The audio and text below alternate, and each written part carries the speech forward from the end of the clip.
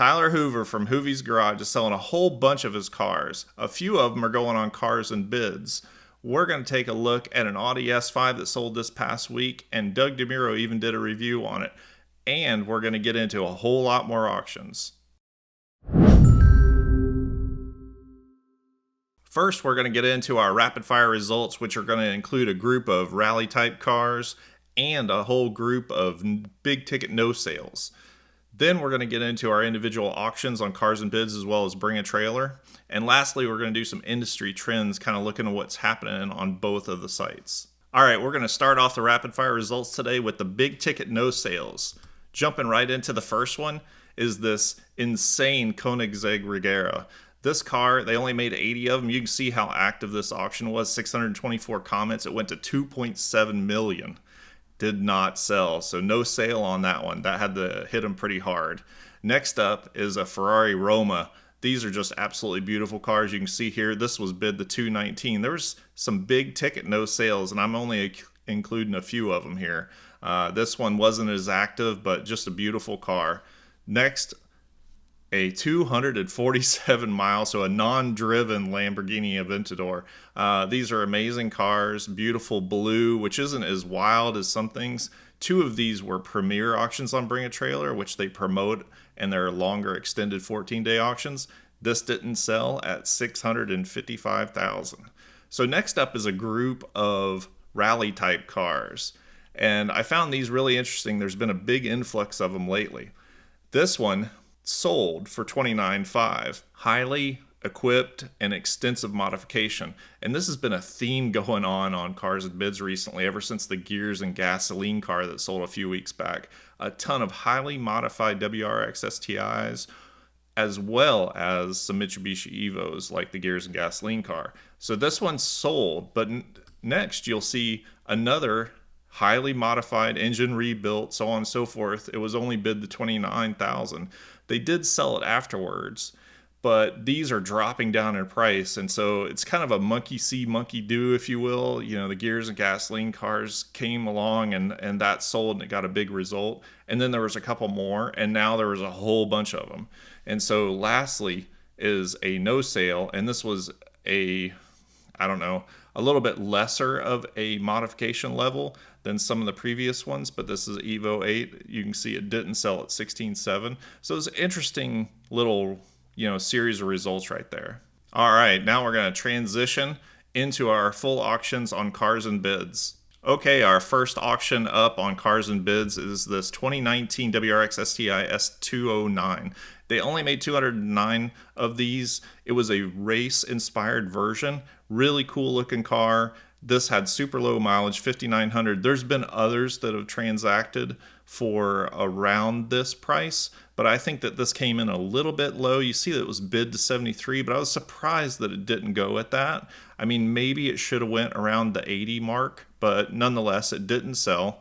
And they've been having difficulty on these 209s reaching the reserve price historically when I went and looked at previous sale attempts that have happened on Bring a Trailer. If you want one of these are in fantastic shape. This one unfortunately didn't sell to the person who was bidding on it, but it looks like they're coming down a little bit. And you can see this kind of theme of these all-wheel drive rally style cars. There seemed to be a whole bunch of them on Cars and Bids this past week. All right, now we're going to move on to the headline car, the Hoovies Garage car. So this is Tyler Hoover's S5 from 2008. And so this was a really interesting thing where they promoted it both on Doug DeMuro's channel as well as Hoovies Garage, and then in social media, Cars and Bids was promoting it quite a bit. So it got a lot more traffic based on that. All that aside, this car went for 17 grand. And if you look at the chart on this one, it's a little interesting. I think that this probably sold a little bit above where it would have sold if it didn't have his name along with it. But nonetheless, it went for just a little bit above. It's not that out of line. So the car's great shape. He put some effort into it. It was really promoted by Doug as being the best looking car from this era. And I kind of like the M3 from this era. Nonetheless, it's a great looking car and somebody's going to have a great time with it. It's got, the 6-speed and V8, and the horsepower from this car actually is more powerful than the current generation. So that was a little interesting nuance that I wasn't aware of. Looks like we're going to get a few more from Tyler. There's a couple more Doug DeMuro videos of Tyler's cars that are coming up on Cars and Bids. One is an old station wagon, and which is really cool, but it's an old station wagon. And then the other is Jean-Claude Van Damme's Bentley Azure. All right, now we go on to a car that I think is a little bit more widely accepted as a beautiful looking car. I'm not going to say that I would recommend one to a friend just because of some underlying, reliability concerns, but nonetheless, it is a beautiful car. This is a 2010 Lotus Evora. It had 31,000 miles on it. You can see here that it went for about 46,000. I would say that it's well bought. And if you look at the chart on this stuff, it's in the lower portion of the sales, so it's probably a decent deal. It did have one little nuance in the history. There was a Carfax entry where it showed that it had damage on 3 corners. Even though it was a good buy, I still wouldn't recommend it. I'd guess that this market, the Evora market, is probably softening because of the Emira coming out. So it'll be interesting to see if these continue a decline. If that is indeed what's happening. We'll kind of keep an eye on it for the coming few weeks, months, whatever it takes, to see what happens with this Evora market. And we'll take it from there. Okay, lastly on Cars and Bids, we're going to look at this 04 BMW 330i ZHP. So the ZHP package, if you're not familiar, was a pretty rare package amongst this generation of car. They only offered it, I believe, in 2 years. And 3 years, 04, 05, and 06, I believe. And this one being the sedan, which is probably the least desirable, and it has an auto on it.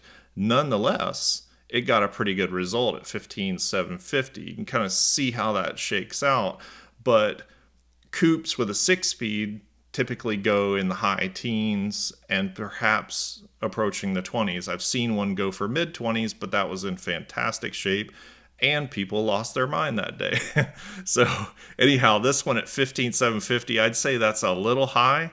But these ZHPs keep pulling strong money, and there's a little bit of a mystique around them because they were so rare. They made less of them than they made M3s during this time period. So some of the folks that are big supporters of these are really staunch supporters of these, and clearly they're willing to pay for it as well. Kudos to the seller on this one, which, by the way, I will scroll down and show you that his name was ZHP BMW. This was his first transaction on Cars and Bids, and he got a really good result. All right, that does it for Cars and Bids. So now I would just want to do a little review before we dip into Bring a Trailer. So on Cars and Bids this week, I think that it was fairly interesting. They had some high-profile cars that didn't transact, reserve not met. And then there was a lot of dailies, I'll call it. So a lot of typical daily cars, whether it be Land Cruiser or that BMW, things along those lines. And then we had a whole group of highly modified cars. And some of those sold and most of them didn't. But that was kind of the layout of Cars and Bids this week. Okay, now on to Bring a Trailer. We had an older theme going on this week on Bring a Trailer with one exception, but you'll see what I mean. We're going to start it off with this amazing 95 Euro 850 CSI E31. This thing started off its life in Switzerland, and it went to Germany, and then eventually it was imported into the US. At 16,000 miles with a 6-speed, and it's got the 12-cylinder in it and everything. This thing checks all the boxes for the collector, and man, did it ever bring the price. $266,000. I'll pop up the chart here, but as you can see, this thing was stratospheric, and they got all of the money on this. There's a little piece of me that wants to know where the reserve was set on this to know how far it was surpassed by. But nonetheless, I mean, it's an amazing car. It presents as new. And so whoever's getting this is probably going to put it in a museum or something along those lines. But this is just an absolutely beautiful car. It was in absolutely perfect shape. And so kudos to everybody on this one. It was really amazing to be able to learn some about this model through all the enthusiasts that were in the comments section. And so if you are interested and you want to know a who's who and learn some of the information relative to this model, you can go to the comments in this auction and take a look at it. All right, if that was a little bit too much money, we'll drop down a little bit into a zone of about $147,000. And so that's where this 2016 Viper Time Attack comes in. This car is killer, and it had the Time Attack as well as the Aero package, and then on top of that they had a blip shift module, I read, and then they also had upgraded suspension. There's pretty much 3 different versions of Vipers that were during this period. The first is kind of the base model. They had GTS and they had a few other things, and then they had this, which was the Time Attack, and then they had the ACR series, and that's kind of how the prices break up from low to high.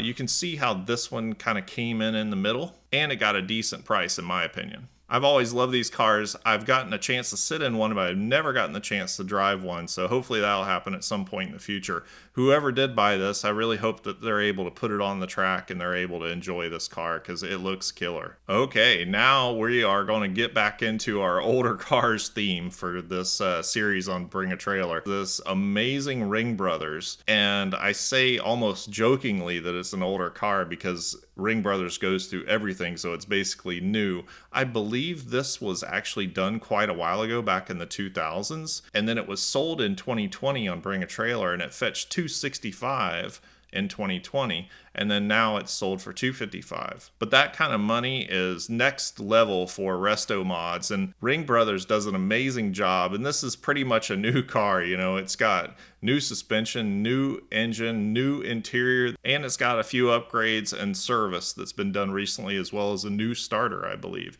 Anyhow, this thing went for $255, and it's just a incredible vintage style car. This next one was really cool for me because I have a buddy that's into these trucks. And this is a 1987 Ford F-150 BigFoot Cruiser. And so from the little bit that I know about them, and I don't pretend to know hardly any about them, but they were delivered to a dealership in St. Louis, which is where Bigfoot's at, and that's where they were being sold from. There was a little bit of difficulty with selling them, and then they went to wholesale, I believe, and now they're quite collectible, it would seem. And they kind of appeal to a bunch of different people, whether it be collector car or old 80s trucks or things of that nature, or Bigfoot fans. And so there's a bunch of groups vying for this. This one at 88,000 miles on it, and I believe that that's probably quite a bit. There's probably a few that got tucked away. My buddy has one of those. And then there are a bunch that probably just got driven and ragged out. And then there's a few that are in the middle. And so that's this one. It went for 70 grand. I'll show you the chart on this. That is out of line for this segment, but obviously this is a collector. And I could not find another one that had been sold on Bring a Trailer or Cars and Bids. And so this is relatively new to the online auction stuff. I could find some other sales that were out there, but I think 70 is a high price on this. So it'll be interesting to see if some more come out of the woodwork in the coming weeks and months because they saw this sale and are like, holy cow, I didn't know it was worth that much. All right, lastly on Bring a Trailer, we have a vintage NASCAR race car from the 60s. This Ford Fairlane completely got redone and refurbished, I believe, around 2015. It looks fantastic, and I couldn't tell that there was any wear on it. I don't know if it's actually been raced in its current state, but nonetheless, it looks great, and it will certainly look great on the track. 2 little things that I'd probably change on this. The seat in it is an old style racing seat, and I wouldn't race in a car on a track unless it had a halo in it. Almost feels naked without the halo in there, and so you just get so much more protection.